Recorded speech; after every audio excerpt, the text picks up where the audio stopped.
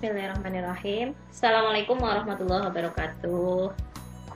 Ya, selamat pagi semuanya. Semoga kita semua dalam keadaan sehat ya, dan tetap semangat dalam mengikuti pembelajaran daring matematika wajib untuk kelas 12 ya.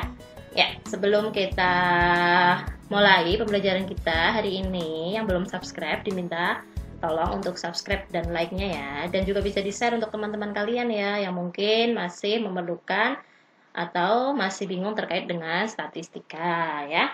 Oke, untuk kali ini kita akan mempelajari tentang ukuran pemusatan data berkelompok ya. Kalau di video sebelumnya kita sudah mempelajari tentang penyajian data ya. Nah, sekarang materi berikutnya kita akan mempelajari tentang ukuran pemusatan data berkelompok, oke?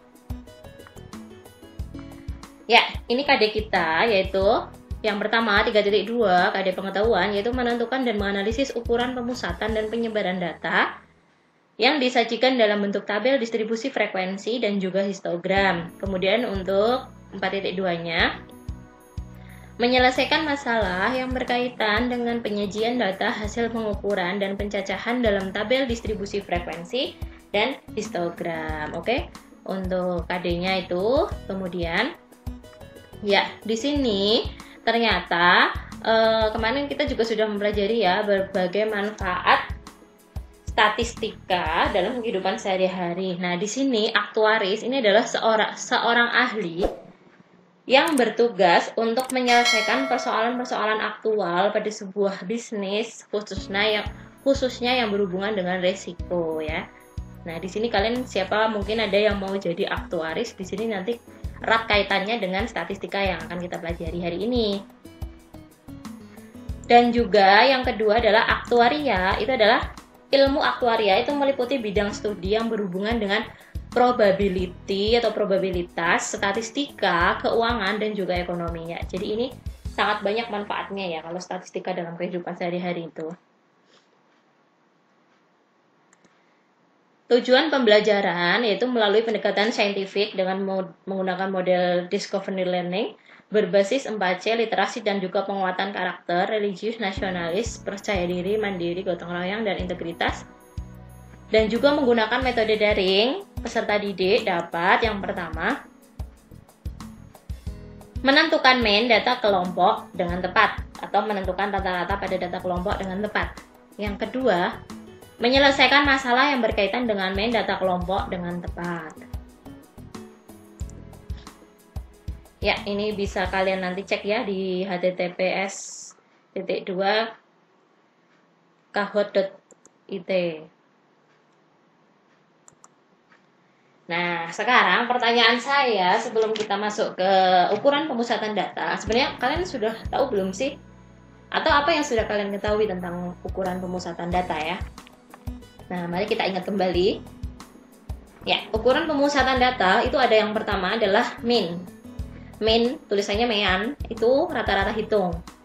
Yang kedua ada nilai tengah, ya, atau median. Kemudian yang ketiga itu modus. Apa itu modus? Modus adalah nilai yang paling sering muncul. Oke, jika saya punya kasus seperti ini, jika dipunyai data berat badan 8 siswa dalam satuan kilogram adalah 43, 47, 45, 55, 45, 62, 48, 50. Nah, di sini pertanyaannya, tentukan rata-rata hitungnya. Oke, rata-rata itu simbolnya adalah X bar ya. X ada coretnya di atasnya, itu membacanya X bar. X bar itu ya jumlah semua nilai atau sejumlah semua data. Nilai datanya ini berhubungan dengan berat badan, berarti itu semua berat badan 8 siswa itu kita jumlah. Kemudian kita bagi dengan jumlah banyaknya data atau jumlah banyaknya siswa di sini ya, ada 8. 43 tambah 47 dan seterusnya sampai 50 dibagi dengan 8. Ya, hasilnya adalah 50. Jadi, rata-rata berat badan 8 siswa tersebut adalah 50 kg. Nah, ini hanya sekedar mengingatkan kembali bahwa ini merupakan mean atau rata-rata hitung dari data tunggal ya. Nah, sedangkan yang akan kita pelajari itu kan data berkelompok. Ya, tidak jauh berbeda sebenarnya ya. Nanti konsepnya tetap mirip ya. Nah, sekarang kita punya data seperti ini. Ini kemarin tabel distribusi frekuensi namanya ya. Kalian sudah mempelajari bagaimana cara membuat atau menyajikan dalam bentuk tabel distribusi frekuensi ya. Oke, di sini berapa banyak kelasnya coba? Ada berapa kelasnya? 1, 2, 3, 4, 5, 6, 7 ya. Oke, ada 7. Next, berapa panjang kelasnya? Ngitung panjang kelas gimana? Ya dari nilai terendah sampai nilai tertinggi di setiap kelasnya. Contoh aja sampel kita ambil kelas yang pertama, yaitu 31 sampai 36. Ya udah berarti tinggal kita hitung saja. Dimulai dari 31, 32, 33, 34, 35, 36. Ada berapa? 6. Berarti panjang kelasnya 6. Nah, seperti itu ya. Otomatis kalau kita sudah ngambil sampel di kelas pertama, di kelas terakhir pun akan sama gitu. Karena panjang kelas setiap kelasnya itu kan harus sama ya kemarin dalam penyajian data. Oke, kalian bisa cek untuk kelas-kelas yang lain ya, pasti juga panjang kelasnya 6. Kemudian, bagaimana mencari panjang kelas ya? Oke, bisa juga dengan cara seperti ini ya. Batas atas kita tambahkan 1, kemudian dikurangkan dengan batas bawah. Bisa juga cara manual yang seperti tadi saya ajarkan ya. Oke, sebutkan batas bawah kelas ke-1. Batas bawah kelas ke-1 berarti berapa? 31. Next. Sebutkan batas atas kelas ketiga. Kelas ketiga berarti mana? 43 sampai 48. Batas atasnya berapa? 48. Oke, bisa ya? Sebutkan tepi bawah kelas keempat. Tepi loh, tepi. Tepi bawah. Kalau batas bawah kelas keempat berapa? 49 tentunya kan ya. Tapi kalau tepi bawah ya kita kurangkan dengan angka ketelitian, yaitu 0,5. Jadi 48,5. Kalau tepi atasnya berapa? Untuk kelas keempat, berarti tinggal ditambah dengan 0,5. 54,5. Nah, sekarang sebutkan titik tengah kelas kedua. Titik tengah ya berarti titik yang berada di tengah-tengah nilainya di kelas tersebut. Kalau kelas 2 itu kan 37 sampai dengan 42 ya. Berarti kira-kira itu kan tadi panjang kelasnya 6. Berarti kalau di tengah-tengah itu kan berarti data ke 3 dan 4 dibagi 2 ya. Seperti itu ya. Yaitu 39,5. Nah, bagaimana cara memperolehnya? Ya, kita lihat yaitu 37 ditambah 42 dibagi 2. Ya, titik tengah ya titik yang berada di atau tengah-tengahnya. Kita bisa juga menentukan seperti ini ya. 37 ditambah 42 dibagi dengan 2. Jadi nanti ketemu titik tengahnya. Nah, ini apa namanya? Histogram ya, seperti diagram batang tapi dia tidak berjarak, oke? Perhatikan histogram di samping. Berapa panjang kelasnya? 5, ya. Bagaimana mencari panjang kelas? Oke, kita bisa lihat itu 15,5, ini tepi atas ya. Tepi atas kelas pertama dikurangi dengan tepi bawah kelas pertama itu adalah panjang kelas. Hasilnya 5. Sebutkan kelas ke-1. Berarti kelas ke-1 berapa? Ya, 11 sampai dengan 15 ya. Kalau data 0,5 seperti ini berarti tepi atas tepi bawah ya, yang untuk membuat histogramnya ini di sumbu yang mendatar. Sebutkan tepi bawah kelas keempat. Tepi bawah kelas 4 tuh 2, 3, 4. Berarti adalah 25,5. Sebutkan titik tengah kelas kedua. Kelas kedua itu titik tengahnya ya udah berarti di tengah-tengah di sini ya. Antara sini sampai sini. Nah, tengah-tengahnya berapa gitu ya. Bagaimana cara memperolehnya? Yaitu 15,5 ditambah 20,5 dibagi dengan 2 ya. Caranya seperti itu juga boleh ya. Jadi langsung tepi bawah ditambah tepi atas dibagi 2. Hasilnya sama ya. Oke, next. Rata-rata hitung data berkelompok ya. Kalau rata-rata data tidak berkelompok itu kan merupakan jumlah semua nilai data atau datum dibagi dengan banyaknya datum atau data ya. Ya, contoh X bar ini sama dengan sigma XI ya. XI ini menyatakan data. XI di sini adalah dimulai dari data ke 1 sampai data ke N, data terakhir. Dibagi dengan N. N adalah banyaknya datum. Ini kalau rumus ini dipakai jika dia tidak berkelompok, ya. Nah, atau bisa kita tuliskan juga X bar sama dengan sigma FI kali XI dari I sampai dengan 1 sampai N dibagi dengan sigma FI untuk I sampai dengan 1 sampai N, ya. Sigma itu berarti menyatakan jumlah, ya. Jumlah FI ini sama saja dengan N gitu, ya. Nah, XI di sini adalah nilai setiap datanya, oke? Sedangkan data berkelompok, XI yang membedakan di sini adalah XI merupakan titik tengah dari tiap kelasnya. Nah, ini yang perlu digarisbawahi. Kenapa? Karena nanti kita akan, ketika kita mau menentukan median. Ketika kita akan menentukan mean atau rata-rata dari data berkelompok, itu kita butuhkan XI. Jangan sampai XI itu kita tertukar dengan data yang tidak berkelompok. Kalau tidak berkelompok, X-nya itu nilai setiap datanya. Misalnya tadi berat badan ada yang 43, itu X1 misalnya. Kemudian X2 berarti misalnya 50, X3 52, dan seterusnya. Kalau XI pada data berkelompok itu merupakan nilai tengahnya. Jadi nanti setiap kelas nilai tengahnya dicari. Otomatis nilai tengah kelas pertama ya X1 berapa. Kemudian nilai tengah X2 ya berarti dia nilai tengah kelas kedua dan seterusnya gitu, ya.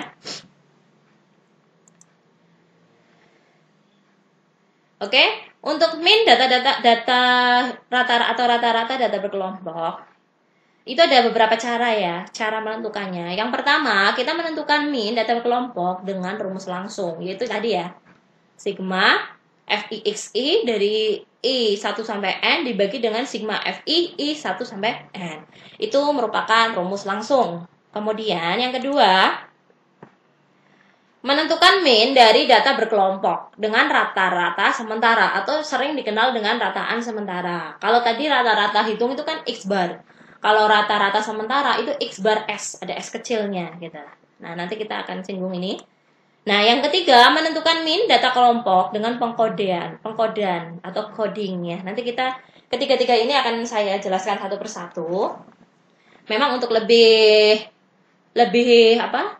paham dan lebih realnya kita nanti langsung masuk ke ini, ya, mengerjakan permasalahan gitu, ya. Biar tahu perbedaannya antara cara dengan nomor 1, nomor 2, dan juga nomor 3. Apakah sama ataukah beda jauh atau mana yang paling mendekati betul gitu, ya. Oke, kegiatan pembelajaran pada hari ini nanti kita akan memahami masalah, ya. Nanti kalian disodorkan dengan suatu permasalahan, kemudian melengkapi LKPD. Kemudian untuk presentasi LKPD-nya itu diganti dengan mengupload LKPD yang sudah dilengkapi. Kemudian untuk evaluasi nanti ada tugas yang harus diselesaikan. Ya, ini adalah masalah yang saya berikan di LKPD, ya. Seorang guru menyajikan data nilai ulangan matematika siswa kelas 12 MIPA 1 pada tabel berikut. Ya, nilai 50 sampai 59 ada 2, 60 sampai 69 ada 14, 70 sampai 79 ada 8, 80 sampai 89 ada 6, dan yang terakhir adalah 90 sampai 99 itu ada 10 siswanya. Oke. Kemudian seorang siswa dari kelas tersebut memberikan pernyataan ke teman-temannya bahwa rata-rata nilai ulangan matematika di kelasnya itu adalah 76,5. Ya, ini nanti masalah ini yang akan kalian lengkapi di LKPD. Nah, sebagai bahan kalian melengkapi, di sini saya akan menuliskan bahwa apa sih perbedaannya, ya, menggunakan tadi min rata-rata hitung data berkelompok pakai rumus langsung. Kemudian yang kedua pakai rataan sementara, yang ketiga menggunakan coding, ya. Nah, yang pertama menggunakan rumus langsung, ya. Jadi yang pertama langkahnya itu adalah menjumlahkan banyaknya frekuensi. Ya, frekuensinya berapa dijumlah dulu, ya. Kemudian menentukan titik tengah dari masing-masing kelas atau XI, ya. Diingat tadi XI untuk data berkelompok itu merupakan nilai pada titik tengah. Ya, X1 berarti nilai titik tengah dari kelas pertama, X2 berarti nilai titik tengah dari kelas kedua dan seterusnya sampai kelas selesai, ya, atau kelas terakhir. Yang ketiga, menentukan, jadi nanti kalian buat tabel, ya. Pertama kan tadi yang diketahui kan XI, ya, datanya, ya, di dalam bentuk interval. Kemudian kan FI, tuh. Terus kalian membuat tabel lagi, kolom lagi sebelahnya, yaitu XI. XI-nya berapa diisikan. Setelah itu kalian buat tabel lagi, yaitu FI kali XI, yaitu frekuensi di kelas tersebut dikalikan dengan titik tengah di kelas tersebut, ya. Kemudian setelah itu dijumlah hasil akhirnya, ya. Menjumlahkan hasil kali FI kali XI, semuanya tiap kelas dijumlahkan. Nah, menentukan nilai min dengan rumus X bar sama dengan sigma. Ini maksudnya sigma FI itu ya, jumlah semua hasil perkalian FI kali XI untuk I atau kelas pertama sampai dengan kelas KN dibagi dengan jumlah frekuensi datanya ya, I1 sampai dengan N. Ini merupakan cara menentukan rata-rata dari data berkelompok. Nah, sekarang yang kedua dengan rataan sementara atau rata-rata sementara ya. Langkah yang pertama masih sama, menjumlahkan banyaknya frekuensi. Yang kedua juga masih sama, menentukan titik tengah dari masing-masing kelas atau XI. Yang ketiga itu di sini perbedaannya ya. Menentukan rata-rata sementara atau rataan sementara X bar S dengan mengambil atau memilih XI dari kelas dengan frekuensi yang paling besar. Jadi kalian ambilnya XI-nya dari frekuensi yang paling besar. Kenapa harus yang paling besar sih, Bu? Boleh nggak untuk yang mengambil dari frekuensi yang lain? Nah, di sini alasannya ketika kita memilih frekuensi yang paling besar atau paling banyak, itu kan berarti mendekati rata-rata, gitu ya. Itu paling dekat dengan rata-rata. Beda ketika kita mengambil frekuensi yang sedikit, misalnya cuma satu frekuensinya kita pilih, ya berarti kan tidak mungkin rata-ratanya itu mendekati ya dengan rataan sementara yang kita pilih gitu. Jadi itu alasannya kenapa kita harus mengambil rataan sementara dari kelas mengambil XI dari kelas dari kelas dengan frekuensi terbesar. Nah, kita itu nanti ditulis saja. Saya pilih X bar S-nya sekian, seperti itu, biar nggak lupa ya. Nah, kemudian kita tentukan, kita buat kolom lagi di sini, yaitu kolom DI. DI adalah nilai simpangan. Ya, dengan cara, jadi simpangan atau selisihnya ya, dengan cara adalah XI dikurangi X bar S. Ya, jadi XI-nya tadi berapa, setiap kelasnya dikurangi X bar S. Kita kan X bar S-nya hanya satu angka ya. Misal kita pilih 50, berarti XI berarti titik tengah kelas pertama misalnya 60, ya 60 kurangi 50. Terus misalnya X yang kedua misalnya 55, ya 55 kurangi 50. Otomatis nanti ada satu kelas yang hasil DI-nya itu 0, pasti itu. Ada yang positif, ada yang 0, ada yang negatif. Kenapa? Ketika kita pilih XI yang frekuensi terbesar tadi, kan misalnya 50. Kita ambil XI-nya 50 dikurangi dengan X bar S-nya kan itu 50 itu juga, kan? Berarti kan 0. Ya, jadi ada yang nilainya positif, ada yang negatif, ada juga yang 0, seperti itu. Nah, menentukan hasil kali selanjutnya ya, menentukan hasil kali dari frekuensi tiap kelas dengan simpangan masing-masing kelas. Intinya kita nyari perkalian hasil dari FI kali DI. Nah, FI kan frekuensi tiap kelas dikalikan DI. Tadi kan DI harus dicari setiap kelasnya kan. Berarti F1 kali D1 nanti di kolom pertama, di baris pertama ya. F2 kali D2 ya di baris kedua dan seterusnya. Nah, selanjutnya baru menjumlahkan. Seperti tadi ini ya. Ini kan FI kali XI. Kalau di sini FI kali DI, bedanya cuma di D aja. Nah, baru terakhir yaitu menentukan nilai min dengan rumus X bar sama dengan X bar S. Nah, di sini yang kita pakai X bar S ditambah sigma FI kali DI dibagi sigma FI. I-nya 1 sampai N ya. Ini kan sudah kita cari semua tuh ya. Bisa kan nanti misalnya bentuknya biasanya bisa desimal, bisa juga bulat. Jadi nanti X bar S-nya tinggal ditambahkan berapa. Misalnya di sini X bar S-nya tadi 50, ditambah di sini hasilnya 0,5 ya, berarti 50,5. 50,5 ya X bar-nya seperti itu. Oke, sampai di sini saya rasa tidak ada pertanyaan ya, masih jelas. Selangkah cara yang ketiga itu adalah dengan menggunakan coding ya. Dengan pengkodian atau coding. Ya, langkah yang pertama masih sama, menjumlahkan banyaknya frekuensi. Karena terkadang tabel itu belum diketahui jumlah frekuensinya berapa. Kecuali kalau sudah tahu, berarti langkah pertama udah di skip aja ya. Yang kedua, menentukan titik tengah dari masing-masing kelas. Masih sama ya, langkah keduanya. Nah, yang ketiga ini sedikit mirip dengan yang menggunakan rata-rata sementara ya. Menggunakan rataan sementara atau X bar S dengan mengambil XI dari kelas yang frekuensinya terbesar. Tadi seperti yang tadi kita pilih. Baru yang keempat itu menuliskan kode atau CI dari masing-masing kelas dengan cara gimana cara menuliskan kodenya. Nah, ini sebenarnya mirip dengan rataan sementara. Kelas yang memuat X bar S diberi kode 0. Tadi kan selisih kan? Tadi kan XI min X bar S kan? Saya tadi sudah mengatakan bahwa pasti ada suatu kelas yang frekuensinya terbesar, pasti XI min X barnya atau DI-nya itu 0 gitu. Nah, ini juga sama. Kita tinggal langsung ngasih kode aja 0. Kelas yang memuat X bar S tadi, ya, misalnya saya ambil kelas ketiga tuh. Ya, kelas ketiga itu tadi yang 50 ya X bar S-nya. Ya udah langsung aja CI-nya itu langsung saya kasih kode 0. Otomatis kalian tuh buat kolom CI ya, di sampingnya apa? XI kali CI. Nah, berarti untuk kelas yang di atasnya itu diberi kode -1, -2 dan seterusnya. Kelas di bawahnya diberi kode 1, 2. Jadi seperti garis bilangan ya ngasihnya. Jadi 0 kemudian di atasnya itu -1. Berarti misalnya kelas yang saya kasih kode 0 itu kelas keempat, berarti kelas ketiga itu -1, kelas kedua itu C1-nya adalah C3-nya berarti ya, CI-nya itu adalah -2. Kemudian kelas di atasnya itu berarti -3 dan seterusnya. Nah, di bawahnya tadi misal saya ngambil yang saya kasih kode 0 itu adalah kelas keempat, berarti kelas kelima itu 1, kelas keenam itu 2, kelas ketujuh itu 3 dan seterusnya. Gitu ya. Next, menentukan hasil kali dari frekuensi tiap kelas dengan simpangan masing-masing. Nah, intinya kita nyari FI kali CI ya. Kita buat kolom lagi sampingnya. FI kali CI itu berapa? CI itu tadi ya sudah ya pengkodean ini ya. Jadi otomatis hasilnya ada yang 0, ada yang negatif, ada yang positif kan. FI kan nggak mungkin negatif tuh.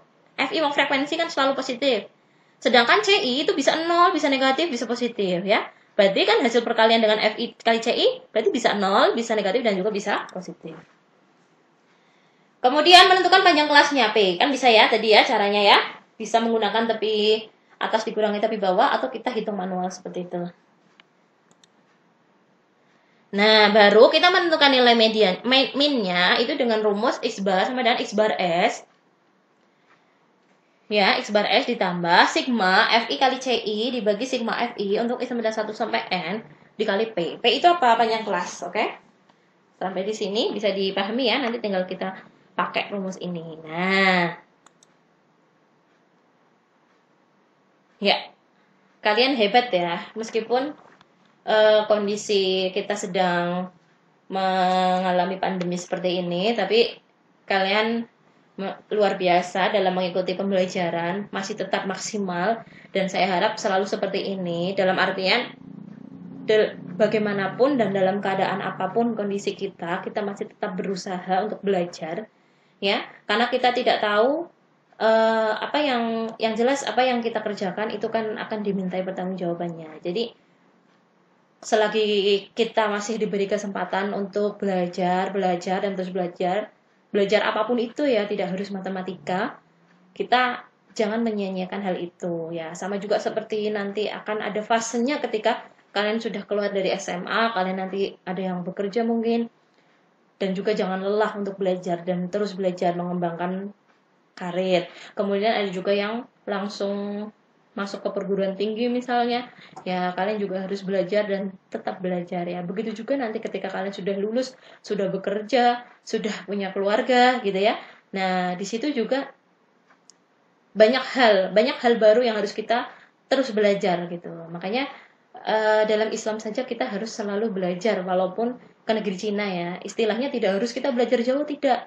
Tapi dimanapun kita belajar, itu kita dari mulai lahir sampai dengan kita di alam kubur gitu ya. Jadi tetap semangat ya.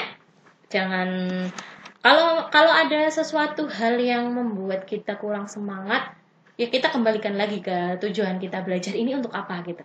Jangan sampai kita belajar itu sia-sia, tidak ada manfaatnya, apalagi kalian tidak berniat gitu ya. Artinya saya belajar karena Allah gitu, untuk yang muslim ya.